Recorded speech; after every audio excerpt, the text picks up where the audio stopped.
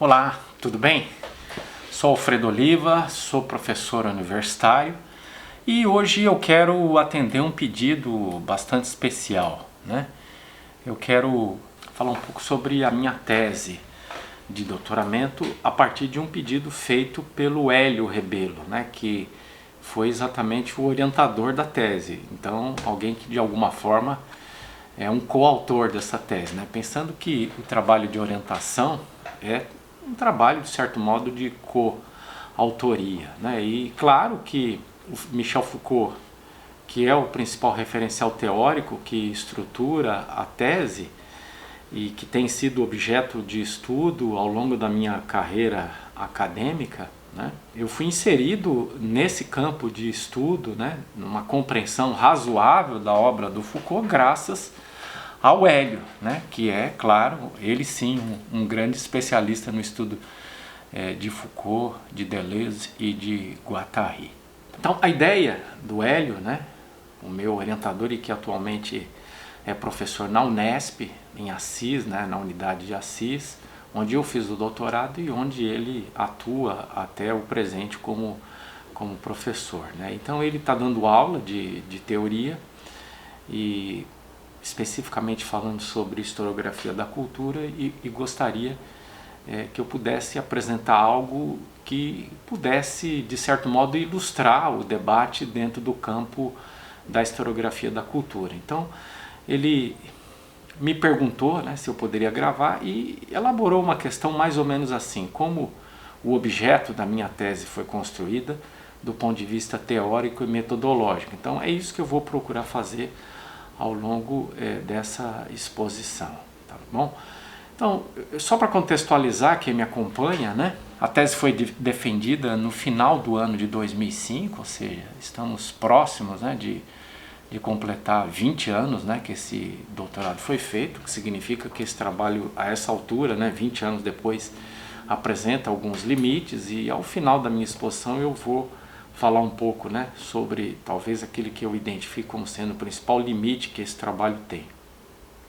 O título da tese, quando foi defendida em 2005, é O Discurso sobre o Mal na Igreja Universal do Reino de Deus, uma história cultural do diabo no Brasil contemporâneo, entre parênteses, 1977 a 2005. Então, sendo essa denominação religiosa fundada em 77, eu trabalhei com a temporalidade que ia até 2005, que é exatamente o ano em que a tese foi defendida. Esse mesmo trabalho, defendido na forma de tese em 2005, foi publicado em 2007 na forma de livro, cujo título é História do Diabo no Brasil, publicado pela Fonte Editorial, mas esse livro já se encontra, infelizmente, né, já está esgotado. Às vezes as pessoas conseguem encontrar em sebos, né? Às vezes impressão sob demanda. Eu diria assim que a principal mudança que ocorreu entre, né, a publicação na forma de tese e a publicação na forma de livro, né, é uma mudança muito sutil, mas eu acho que vale a pena ser mencionado, né? Quer dizer, o conteúdo é 100% igual, mas há uma mudança de posicionamento de conteúdo. Então, na tese, depois que eu termino todos os capítulos, eu faço uma autoapresentação. Eu mostro de que forma eu me relaciono com o conteúdo, com o objeto da pesquisa, né? Como existia no exame de qualificação examinadores e examinadoras que se mostraram sensíveis a uma escrita em primeira pessoa ou uma escrita em que o autor do trabalho pudesse se revelar, de certo modo, envolvido com a sua temática de pesquisa, a gente achou por bem, né, eu conversando junto com o meu orientador, colocar essa parte do texto ao final, né, onde ele ficou na defesa, né, Mas quando foi publicado na forma de livro, eu coloquei no lugar que eu achava que deveria estar, né, que é no início, claro, na introdução, na apresentação, né, quer dizer, bem no início, para que aquela pessoa que fosse ler o trabalho pudesse conhecer o autor da tese e pudesse também conhecer os envolvimentos intelectuais, afetivos, né, com o tema, né? Essa é uma questão que eu venho insistindo até a atualidade, e se a gente perceber, existem hoje muitos autores e autoras que fazem isso nos seus trabalhos, mesmo trabalhos acadêmicos, né? Então eu tinha aí uma intuição ainda, vamos dizer assim, de um jovem intelectual ainda em processo de maturação, e hoje é uma convicção da qual eu partilho, tenho defendido, inclusive no meu canal do YouTube, mas não apenas no canal do YouTube, tenho defendido esse ponto de vista, inclusive no meu ofício como professor universitário. Muito bem, então eu quero passar agora para a questão da estrutura da tese, né? Então vou lembrar aqui que a tese foi elaborada com 4 capítulos, né? O primeiro é Por uma genealogia do diabo, 2 pontos, o diabo, a Igreja Universal do Reino de Deus e a história cultural, né? Que é o delineamento teórico, a espinha dorsal teórica do trabalho. Capítulo 2, o diabo entra em cena e expande seu reino, a construção do diabo na história cultural do cristianismo, um capítulo mais de cunho historiográfico, né? Dimensionando a pesquisa sobre a questão do diabo na longa duração, né? Terceiro capítulo, o diabo testemunha o Pentecoste, a construção do diabo na história cultural do pentecostalismo, né? Então, se no capítulo 2 eu fiz ele tinha um caráter mais historiográfico, voltado para a questão do diabo, o capítulo 3 é também de caráter historiográfico, mas mais voltado para o pentecostalismo, né? Então, a lógica é mais ou menos essa, né? A espinha dorsal do trabalho no primeiro capítulo, a construção historiográfica do diabo, né, que é temática, e também a construção historiográfica do pentecostalismo, que é o contexto no qual eu estudo a questão do diabo. E aí então eu chego ao auge, assim eu pelo menos penso, né, gosto de ter a ilusão, né, de que cheguei ao auge no sentido do entrecruzamento entre as diversas questões que aparecem na tese, no capítulo 4, cujo título é O Diabo Chega ao Reino de Deus no Brasil, a construção do diabo na Igreja Universal do Reino de Deus, né? Então aí eu pego todas essas linhas, né, que eu estiquei no primeiro capítulo, no segundo e no terceiro, e faço com que as 3 se entrecruzem, e aí então propriamente a construção do objeto propriamente da pesquisa, né? O objeto da tese. Então, o que eu vou fazer agora em segundo lugar é fazer um pouco uma explicação mais detalhada dessa construção do objeto da tese. Então, o que é um objeto, né? A gente usa sempre a palavra objeto entre aspas, porque um objeto sempre é uma construção, e objeto, na verdade, não é objeto, né? É um substituto da palavra tema, né? A gente usa a palavra objeto para designar aquilo que a gente pesquisa, e aquilo que a gente pesquisa é sempre construído, né? E, aliás, esse é um pressuposto do próprio referencial com o qual eu trabalho, que é a filosofia de Michel Foucault. Então, eu diria assim que há, fundamentalmente, uma compreensão do diabo, né, como uma construção discursiva, né? Quer dizer, eu pego alguns textos do Foucault, a Arqueologia do Saber, o que é um autor, a Ordem do Discurso, que estão ligados aí fundamentalmente ao primeiro Foucault, no máximo a transição entre o primeiro e o segundo Foucault, que é um Foucault mais voltado para questões de análise do discurso. E aí eu procuro mostrar como é que a partir da filosofia do Foucault é possível construir um objeto, como um objeto é construído. Quer dizer, o diabo não é um fenômeno empírico, o diabo é um fenômeno construído a partir de práticas discursivas, né? No caso aqui, do meu trabalho, né, da minha tese, como ele é construído a partir da escrita e das práticas vigentes no âmbito da Igreja Universal do Reino de Deus, né? Quer dizer, aqueles manuais escritos por líderes da denominação vão dar vida, né? Vão construir o diabo como um fenômeno objetivo, como se ele fosse um fenômeno objetivo, e também as práticas institucionais, as práticas no próprio local, nos locais, né, de reunião dessa instituição, como sendo, né, por exemplo, a partir da pregação, a partir dos ritos de exorcismo, o diabo é construído como um fenômeno a partir dos discursos, né, das práticas discursivas. Bom, outra forma de pensar a construção desse objeto, né, é a partir de uma genealogia do diabo, né? Quer dizer, a ideia de genealogia, no caso aqui específico, eu trabalhei com 2 cursos do Foucault, em defesa da sociedade e os anormais, né? Mas eu penso a questão do diabo a partir da dimensão histórica do diabo. Quer dizer, o que eu penso? Existe uma forma de construção discursiva do diabo no âmbito da Igreja Universal do Reino de Deus. Então você fala assim, bom, é isso que o Foucault fazia, né? Ele partia de uma questão no presente, e a partir dessa questão no presente, ele ia fazendo digressões em direção ao passado, né? Essas digressões poderiam ser aleatórias, né? Não precisavam seguir uma ordem, uma lógica, bastava que se deslocasse para momentos em direção ao passado para mostrar que esse objeto que existe hoje, no caso, o diabo, tal como ele é caracterizado no âmbito da Igreja Universal no Reino de Deus, ele não tinha essas características em outros momentos. Então eu vou viajando para outros momentos, né?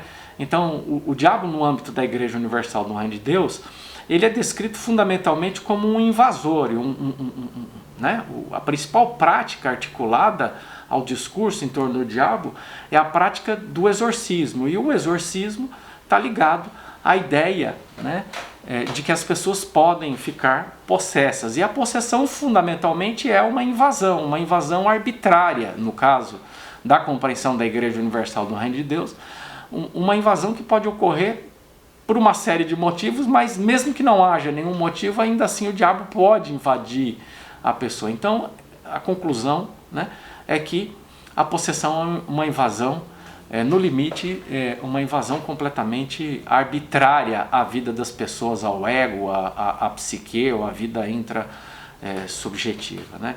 Bom, quando eu começo a fazer deslocamentos, é óbvio que no âmbito do pentecostalismo, né, a gente chama a Igreja Universal de uma igreja neopentecostal, o que mostra que essa igreja tem uma relação com a história do pentecostalismo brasileiro, que por sua vez tem uma relação com a história do protestantismo brasileiro, que por sua vez está conectada de alguma forma à história do cristianismo brasileiro e também em outros lugares do mundo. Então, quando eu começo a visitar outros momentos da história, a gente percebe que há muitos diabos, quer dizer, há muitas facetas, há muitas construções discursivas em torno do diabo, de modo que talvez um dos textos mais importantes para a compreensão do diabo no decorrer dessa tese, do ponto de vista historiográfico, tenha sido o trabalho de um autor chamado Luther Link, O Diabo, a Máscara Sem Rosto, dizendo que, embora exista uma iconografia estável, por exemplo, quando a gente faz historiografia da religião, quando a gente fala de figuras como Maria, como Jesus, como a figura do Deus Pai, existe uma iconografia estável, né? Você vê lá representações de Maria, de Nossa Senhora, você vê representações de Jesus, é mais ou menos estável, mas a representação iconográfica do diabo, ela é mutante, de modo que ele chega à conclusão que o diabo é a máscara sem rosto, ou seja, o diabo não tem um rosto, exatamente porque o diabo é mutante. Por quê? Porque a face do diabo é a face que o adversário do cristianismo tem em cada momento da história, né? E isso é bastante compatível com esse percurso teórico que eu vim fazendo de operar com o conceito de genealogia do Foucault para poder pensar o diabo e poder pensar que o diabo de fato não é um fenômeno que tem substância metafísica ou substância sobrenatural, no sentido de que, à medida que a gente vai fazendo deslocamentos em direção a momentos do passado, o diabo tem outras faces, outros modos de agir e por aí vai, né?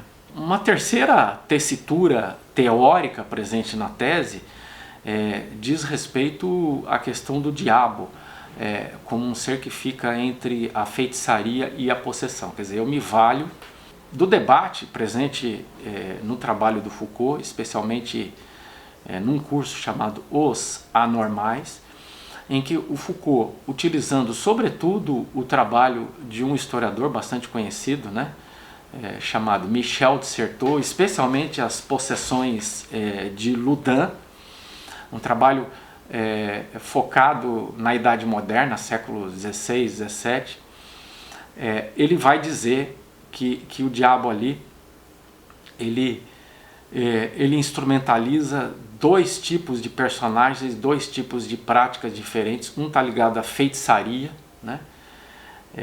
E outro à possessão. Eu não vou entrar em detalhes aqui agora, né? Porque isso demandaria de fato muita exposição e muita reflexão, né? E, por fim, eu diria assim, a quarta teorização fundamental aí que permite a construção do objeto da minha pesquisa nessa tese tem a ver com a conexão entre o dito e o feito a partir do conceito de práticas discursivas. E aí, ao invés de eu usar propriamente o Foucault, eu uso o Pauverne, o historiador dedicado à historiografia do mundo antigo, num livro chamado Foucault Revoluciona a História. Ele ressalta, coloca uma lupa no seguinte aspecto, inclusive a ponto de fazer uma revisão da sua própria obra historiográfica, né? O Pauverne, que foi aluno, né, do Foucault, e que depois, no final da vida, era uma espécie de consultor do Foucault, sobretudo quando o Foucault, aquilo que a gente chama de terceiro Foucault, né, o Foucault do final da década de 70, avançando à década de 80, começou a estudar o mundo antigo, né, sobretudo a filosofia antiga e a patrística, né, o cristianismo do mundo antigo. E o Foucault então começou a traduzir textos do latim, do grego, e o Pauverne ia conferindo as traduções e ia servindo de consultor também em termos historiográficos, acompanhando o trabalho do Foucault, né? E o Pauverne, nesse texto que eu mencionei, diz que uma das características do trabalho do Foucault é essa articulação entre aquilo que é dito e aquilo que é feito, algo que de certo modo acontece no âmbito da historiografia francesa, e eu diria até mesmo na sociologia francesa. Me lembro que isso está presente já na obra, por exemplo, de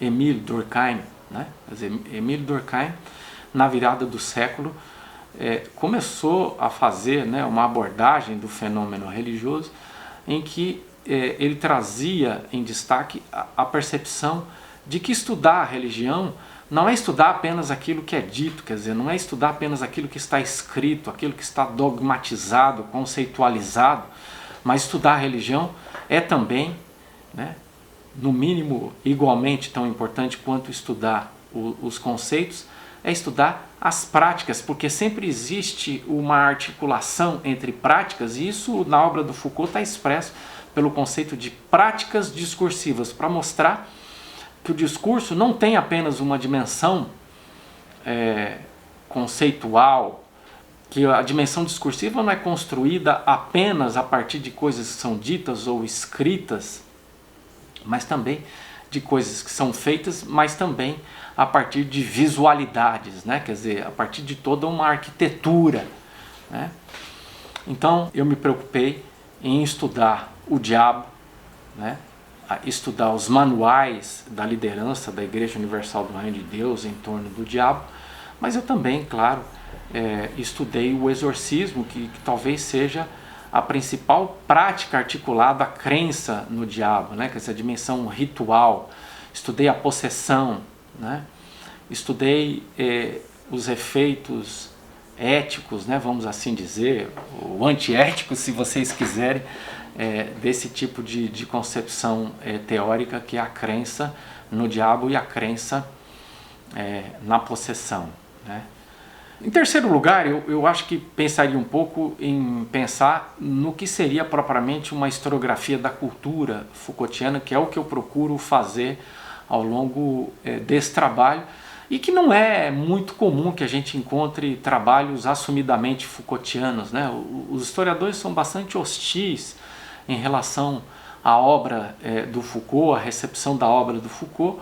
Alguns trabalhos se aproximam muito do Foucault, mas nem sempre há um debate suficientemente, na minha opinião, né, teórico, né? Quer dizer, não há uma densidade teórica nesses trabalhos, né? Ou eles são trabalhos exclusivamente teóricos ou exclusivamente historiográficos. O que eu procuro fazer na minha tese é uma coisa híbrida, quer dizer, uma discussão teórica detalhada, mas ao mesmo tempo ilustrada do ponto de vista historiográfico, a partir dos documentos e por aí vai. Provavelmente essa é uma das razões pelas quais o Hélio pediu que eu pudesse falar um pouco sobre a minha tese, exatamente porque talvez ela possa ilustrar um pouco esse campo conceitual que às vezes é árido, né, difícil de ser compreendido, e com o trabalho documental essas coisas vão ficando um pouco mais claras, espero eu. Então, uma historiografia da cultura a partir de Foucault, no meu modo de ver, possibilitaria ou possibilita triplicar aquilo que a gente chama de objeto de pesquisa. Triplicar. Então, vamos pensar assim, né? Isso porque há uma possibilidade de pensar o próprio objeto, o próprio tema de uma pesquisa como construção cultural, né? Como por exemplo, o caso daquilo que o Foucault fez quando estudou a loucura e o louco, a louca, quando estudou a anormalidade e o sujeito anormal, ou quando estudou a possessão e a figura da possessa, do possesso, né? Então, talvez a gente pudesse raciocinar de uma forma um tanto quanto simplista aqui para ser didático, apenas para ser didático, né? Se numa historiografia positivista, né, o louco ou a loucura, por exemplo, poderia ser considerado como um fenômeno empírico, né? Então, o que estudaria um historiador ou uma historiadora positivista? O louco, a loucura, como um fenômeno empírico, como um fenômeno que existe no mundo, certo? Não um historiador Foucaultiano. Quando a gente vai para o âmbito da historiografia da cultura, a gente tem a possibilidade também de pensar nas representações do louco, da louca, para além da própria empiria, né? Então, pensar que, de certo modo, no limite existiria algo como louco, mesmo que construído, mas existiria algo como o louco, a louca no mundo empírico. A historiografia da cultura permitiria continuar estudando o louco, a louca como objeto empírico, mas permitiria também fazer uma duplicação e pensar o louco, a louca, do ponto de vista de um outro grupo social que constrói representações, percepções, né, interpretações do que seriam os loucos, as loucas. Bom, uma historiografia da cultura Foucaultiana nos colocaria dentro da possibilidade de pensar ainda na própria construção do louco, ou da loucura, além das representações e além da própria empiria, né? Ou seja, com isso você tem a possibilidade de estudar qualquer fenômeno empírico que seja delineável empiricamente, você tem a possibilidade de pensar em qualquer objeto que seja uma representação desse objeto empírico existente no mundo, mas você tem ainda uma terceira possibilidade, que é pensar a própria construção do próprio objeto, o louco, a louca, o possesso, a possessa, né? Ou o endiabrado, né? O possuído pelo diabo, ou a própria figura do diabo, como eu tentei fazer nessa tese. Então, na verdade, essa tese não é sobre o diabo, é sobre a construção do diabo como prática discursiva, ou essa tese é uma genealogia do diabo, quer dizer, ela procura mostrar que o diabo não existe como fenômeno objetivo, como fenômeno empírico, né? Ele só existe enquanto prática discursiva, né? O que dá visibilidade, o que dá concretude ao diabo é tão somente aquilo que é escrito e aquilo que é feito, e no caso específico, aquilo que é dito e feito dentro do âmbito de uma determinada instituição que eu escolhi para estudar. Para terminar, eu falaria, né, é óbvio que essa tese tem limites, sobretudo quando a gente considera que ela já tem aí quase 20 anos de idade, né? Isso para um trabalho intelectual é muito tempo, né? Seria já uma tese idosa, né? E eu acho que há muitas lacunas, mas aquela que eu sinto de forma especial é que esse trabalho não atentou o suficiente, e isso tem a ver com a minha deficiência de formação, quer dizer, a minha desatenção, né? Eu não havia estudado suficientemente aquilo que se chama de terceiro Foucault, por uma série de razões, por negligência minha, mas também porque aquilo que a gente chama de terceiro Foucault ganha vida, sobretudo, a partir dos cursos de Foucault.